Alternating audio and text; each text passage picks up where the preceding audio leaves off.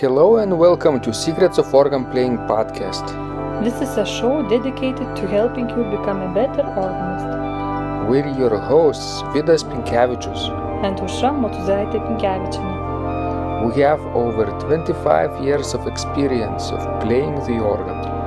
And we've been teaching thousands of organists online from 89 countries since 2011. So now let's jump in and get started with the podcast for today. We hope you'll enjoy it.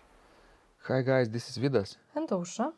Let's start episode 688 of Secrets of Organ Playing podcast. This question was sent by Rita, and she writes, I'm learning a lot from your episodes. I am a trained pianist but also play organ. The main problem with being an organist is that you usually can't practice at home because most people don't own organs, and even so, probably not a pipe organ. There are many true organists that utilize all the stops and use both feet seamlessly. Because I now play on 4 different organs, I want to give the listeners, participants, the best experience.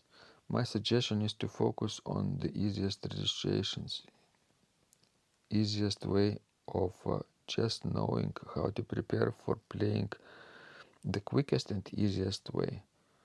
Practice makes perfect, so my goal is to gain access to my 4 churches and devote practice time to each organ.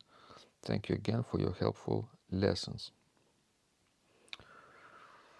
What do you understand from Rita's message, Aušra? Well, actually, I understood that she has access to 4 different organs. And that's very nice. And she is transitioning from piano to the organ. True? Yes, that's very often the case. With church musicians, especially. Right.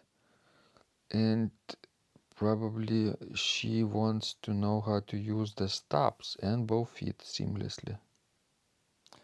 Yeah, that's often the case, and the problem for pianists who start to play the organ. She didn't write what is she playing. That's the problem.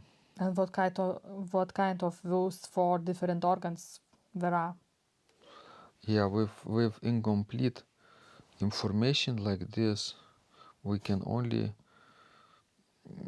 just imagine, make some guesses. Obviously, probably she's not playing much organ repertoire. I would guess that she's playing more hymns than repertoire. Could be. I'm not sure. Would you think that playing hymns alone she will improve with her feet and registrations? Well, a little bit, yes, but not completely. So obviously she needs more varied approach to her playing and probably to surprise her congregations with organ preludes and postludes. Yes, that's and even true. communion pieces. Communions usually are soft. Postludes could be loud, but preludes could be both, right? Yes, depends on the occasion and on the time of year. And offertory is also sometimes possible to play if the choir is not present, if there is more time. And if she is, playing during service and the organ has set up knobs, she could, do the registrations in advance. You mean like combinations? Combinations, yes. And for example, if she plays on 4 different organs, I don't know how different we are. But on those instruments that have, the combinations, she needs to have a setup. At least a few levels that would help her, during the service to be quick and efficient in changing registrations. That would be good for solo pieces and also for hymn accompanying. I found in my improvisations on Hauptwerk at home that if I set up in advance 6 different dynamic levels plus some solo registrations, let's say 4 more solo registrations, that would be, already a little bit of variety to the pieces that I play. So those 6 levels could be pianissimo, piano, mezzo forte, forte, and fortissimo. Fortissimo could mean full organ. Yes. Correct.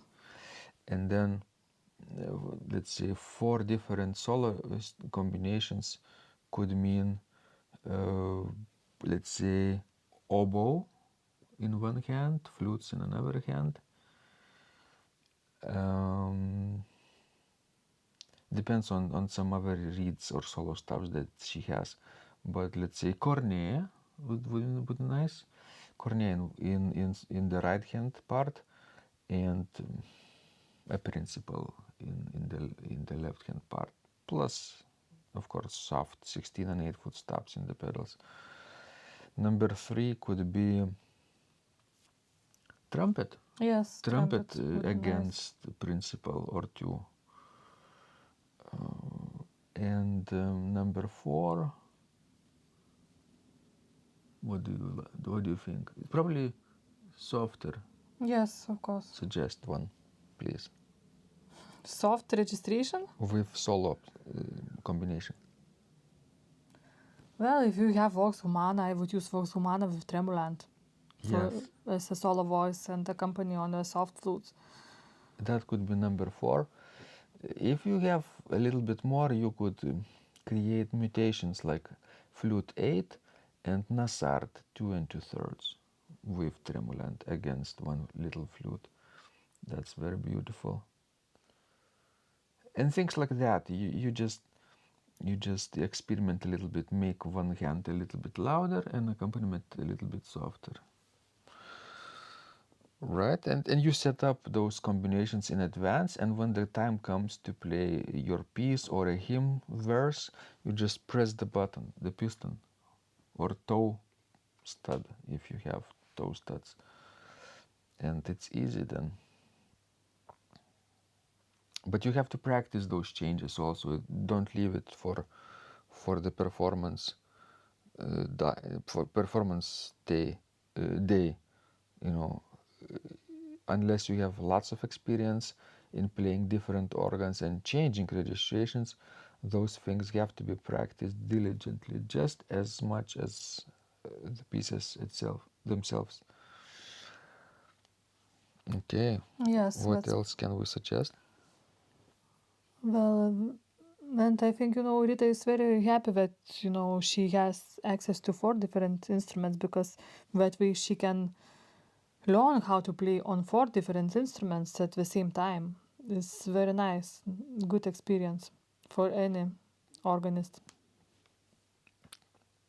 Because usually, some organists just stuck up on one instrument, and then sometimes we have a problem to adjusting to a new instrument when we have a chance of it.